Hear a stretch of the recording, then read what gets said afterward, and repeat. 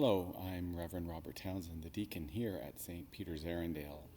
Today I'm going to talk to you about observing a Holy Lent through fasting.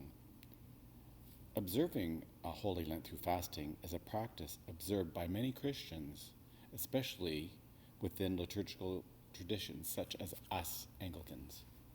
Lent is a season of preparation and reflection leading up to Easter Sunday. Fasting during Lent is often seen as a way of drawing yourself nearer to God and to reflect on one's own life and practice and self-discipline. Here are some common aspects of observing a Holy Lent. Abstaining from certain foods. Many people choose to give up certain types of foods or drinks during Lent. This could include meat, sweets, or other indulgences. The idea is to use this sacrifice as a way of focusing on spiritual matters and identifying with Christ's sacrifice. Mealtime adjustments. Some individuals opt for a partial fast, such as abstaining from one meal a day or limiting the quantity of the food that is consumed. This practice is intended to create a sense of hunger and dependence on God while emphasizing the spiritual over the physical. Fasting from non-food items. In addition to food, some people choose to fast from non-food items during Lent. This could include giving up certain forms of entertainment, social media, or other distractions to create a space for prayer and reflection. Increasing prayer and scripture reading. Fasting is often paired with increased prayer and Bible reading.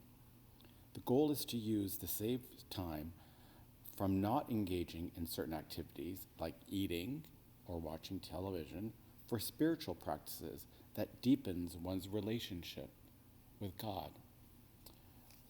Acts of charity and service. Lent is also time for giving to others. Many people incorporate acts of charity and service into their observance of Lent. That can include volunteering, donating to charitable causes, or helping those in need. People have been fasting since ancient days of the Bible. The Bible records numerous accounts where people, cities, and nations had turned to God by fasting and praying. Hannah grieved over infertility and wept and did not eat. Anna, who was an elderly widow, saw Jesus in the temple and served God with fasting and prayer. Saul encountered Jesus on the road to Damascus and said there was days without sight, neither ate nor drank. Cornelius told Peter, 4 days ago I was fasting until this hour. Most people fast for religious or spiritual reasons. There are several specific reasons that the Bible tells us to fast. In the Sermon on the Mount, Jesus taught us a lesson about how to fast and how not to fast. When you fast, do not look somber as the hypocrites do, for they disfigure their faces to show others that they are fasting.